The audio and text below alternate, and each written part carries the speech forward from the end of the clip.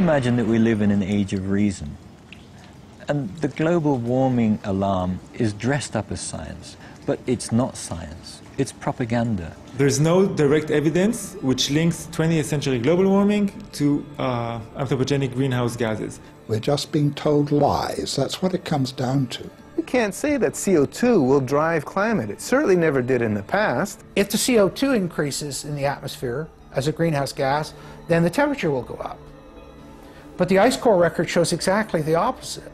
So the fundamental assumption, the most fundamental assumption of the whole theory of climate change due to humans is shown to be wrong. The whole thing stinks. Man-made global warming is no longer just a theory about climate. It is the defining moral and political cause of our age. Campaigners say the time for debate is over. Any criticism, no matter how scientifically rigorous, is illegitimate, even worse, dangerous.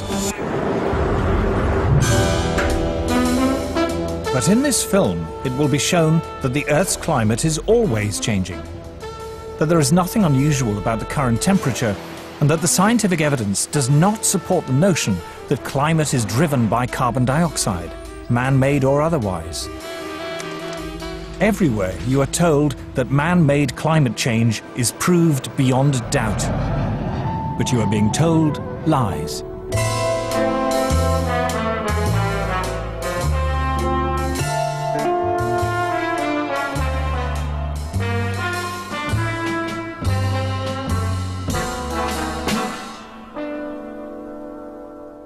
When people say, well, you don't believe in global warming, I say, no, I believe in global warming. I don't believe that human CO2 is causing that warming. A few years ago, if you would ask me, I would tell you it's CO2. Why? Because just like everyone else in the public, I listened to what the media had to say.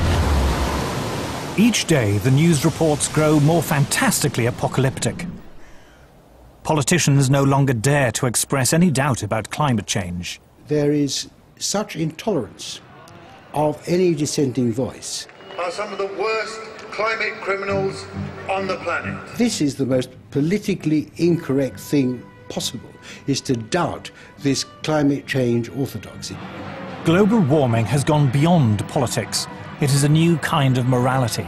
Now, the Prime Minister's back from his holidays, unrepentant and unembarrassed about yet another long-haul destination. Yet, as the frenzy over man-made global warming grows shriller, many senior climate scientists say the actual scientific basis for the theory is crumbling. There were periods, for example, in Earth's history when we had 3 times as much CO2 as we have today, or periods when we had 10 times as much CO2 as we have today. And if CO2 has a large effect on climate, then you should see it in the temperature reconstruction. If we look at climate through the geological time frame, we would never suspect CO2 as a major climate driver. None of the major climate changes in the last 1,000 years can be explained by CO2. We can't say that CO2 will drive climate. It certainly never did in the past. I've often heard it said that there is a consensus of thousands of scientists on the global warming issue and that humans are causing a catastrophic change to the climate system. Well, I am one scientist, and there are many that simply think that is not true. Man-made global warming is no ordinary scientific theory. This morning, the Intergovernmental Panel on Climate Change made up of... It is presented in the media as having the stamp of authority of an impressive international organization. From the IPCC, the United Nations Intergovernmental Panel on Climate Change, or IPCC. The IPCC, like any UN body, is political. The final conclusions are politically driven. This claim that the IPCC is the world's top 1,500 or 2,500 scientists, you look at the bibliographies of the people and it's simply not true. There are quite a number of non-scientists. And to build the number up to 2,500, they have to start taking reviewers and government people and so on, anyone who ever came close to them. And none of them are asked to agree. Many of them disagree.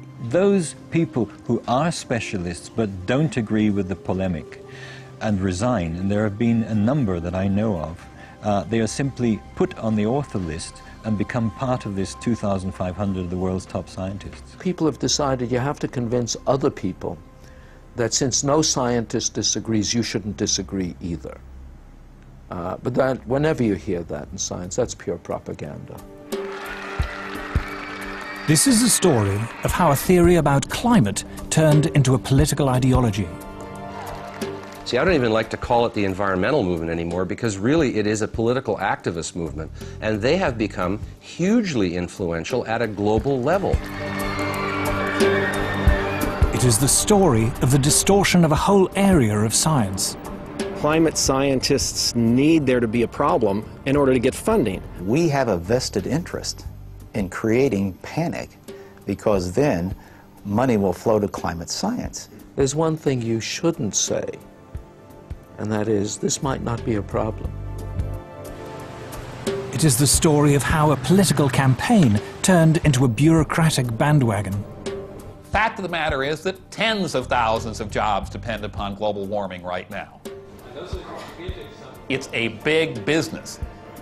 It's become a great industry in itself. And if the whole global warming farrago collapsed, there'd be an awful lot of people out of jobs and looking for work. This is a story of censorship and intimidation. I have seen and heard their spitting fury at anybody who might disagree with them, which is not the scientific way. It is a story about Westerners invoking the threat of climatic disaster to hinder vital industrial progress in the developing world.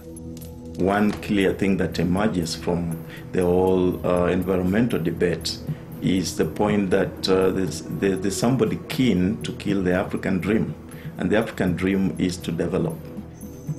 The environmental movement has evolved into the strongest force there is for preventing development in the developing countries. The global warming story is a cautionary tale of how a media scare became the defining idea of a generation. The whole global warming business has become like a religion.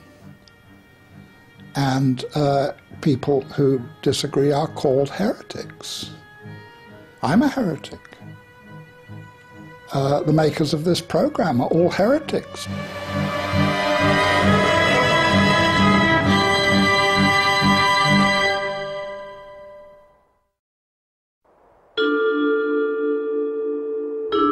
In 2005, a House of Lords inquiry was set up to examine the scientific evidence of man-made global warming.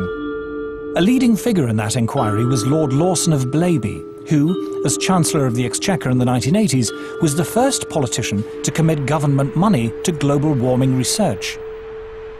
We had a very, very thorough inquiry, took evidence from a whole lot of people expert in this area and produced a report. What surprised me was to discover how weak and uncertain the science was. In fact, there are more and more thoughtful people, some of them a little bit frightened to come out in the open, but who quietly, privately, and some of them publicly, are saying, hang on, wait a minute, this simply doesn't add up. We are told that the Earth's climate is changing. But the Earth's climate is always changing. In Earth's long history, there have been countless periods when it was much warmer and much cooler than it is today, when much of the world was covered by tropical forests or else vast ice sheets. The climate has always changed, and changed without any help from us humans.